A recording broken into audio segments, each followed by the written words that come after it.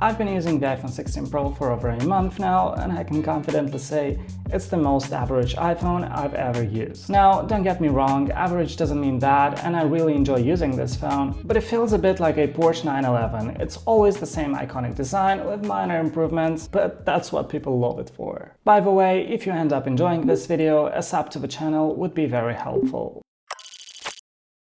Let's start with the camera. I've always approached the camera from a pro user's perspective, especially since Apple introduced Pro RAW, which brought the camera to a whole different level. But if you're a regular user who probably doesn't even have Pro RAW enabled in the settings, up until this year you were stuck with the standard camera settings, which, let's be honest, just take overly processed photos. This year, however, Apple introduced new photographic styles which work more like color presets rather than filters, so now you have the choice to stylize your photos with a certain color profile.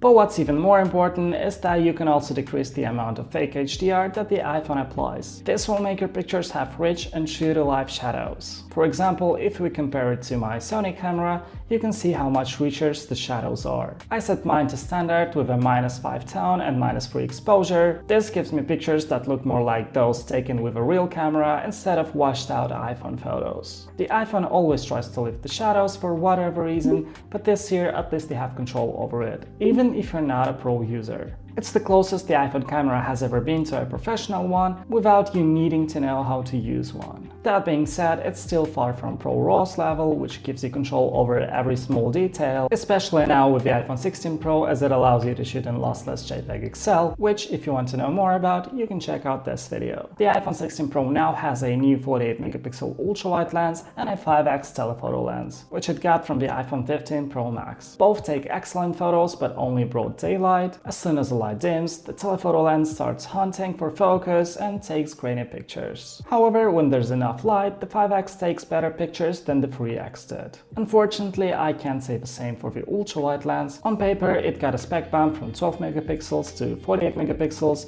but that's actually a downgrade when it comes to picture quality, especially in lower light. Let me explain. The sensor size hasn't changed, so to fit 4 times as many pixels, Apple had to drastically reduce the size of the individual pixels. And pixel size is what really matters when it comes to picture quality. So now, the ultra-wide lens performs way worse in low light. However, the 48 megapixel mode isn't on by default, and you can always turn it off, which will bring the 48 megapixel down into much bigger 12 megapixels, so keep that in mind and only turn 48 megapixels on in broad daylight. When it comes to video, the iPhone has already had the best video on any smartphone, especially since the introduction of vlog with the iPhone 15 Pro. This year, however, they've upgraded the shutter speed on the main sensor, allowing it to shoot 4K up to 120 FPS, which gives you a much clearer image than before. The best part is that you can set a different playback frame rate after the shot has been taken, so now you can get those dreamy looking videos straight from your iPhone. There's also a new camera control button, which by default opens the camera app. You can also set it to open other apps that use the camera. Once you're in the camera app, you can swipe on it to zoom, for example, or double tap to select other features. By pressing on it, it will take a picture, but here's the thing, it's not easy to access, and all the features that it offers are more convenient to use by interacting with the display itself. It also introduces shake when you try to take a picture, because it's hard to press, unlike a real shutter button. It gets pressed by accident all the time, not to mention that half of the promised features are not even shipped yet. Basically, it's more of an inconvenience than a feature. Thankfully, Apple seems to have noticed it too, and in iOS 18.1 they let you disable every feature of the new camera control button, which is what I did. I only use it to open the camera, which it allows me to do from anywhere in the system, and since it requires a hard press, I don't open the camera app by accident. Other than that, it's really not that useful, and it feels more like a rushed feature just to boost iPhone sales. I doubt it will change much, even when Apple adds the other half of the promised features.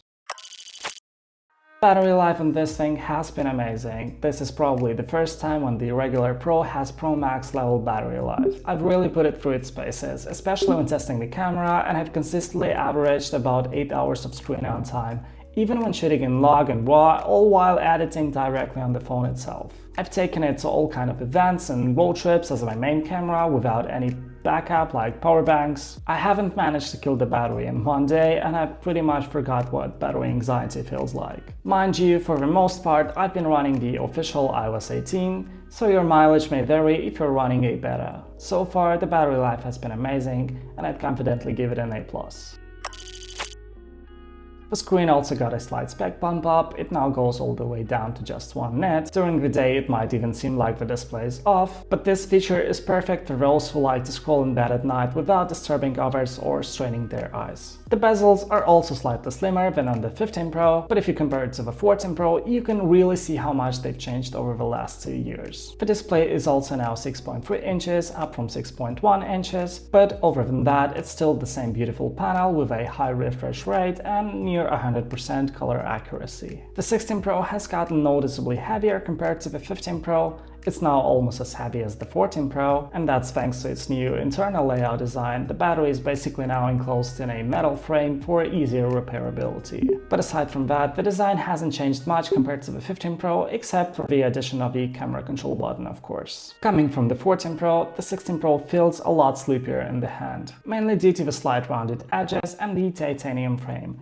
The slight size increase has also impacted the grip, so if you prefer going caseless, I'd be extra cautious with this one. Now, let's talk about the new color. There's been a lot of talks how Apple's renders don't match the color in real life, but to be honest, that's always been the case with marketing images. However, this year, I'd say the renders are actually pretty close to how it looks in real life. It's definitely not gold, and while the back glass can sometimes have a slight rosy hue, most of the time it really does resemble a sandy desert color, just like the name suggests. And I have to say, the color looks stunning. I definitely don't regret getting it this year. Apple has also upgraded the microphones on the iPhone 16 Pro, giving it 4 studio-grade mics, so the audio quality coming from the iPhone now sounds like this. Tell me how it compares to the professional microphone that I've been using for the rest of this video. To me, it sounds really good, so much so that I'm actually contemplating using the iPhone for my future videos instead of my professional mic.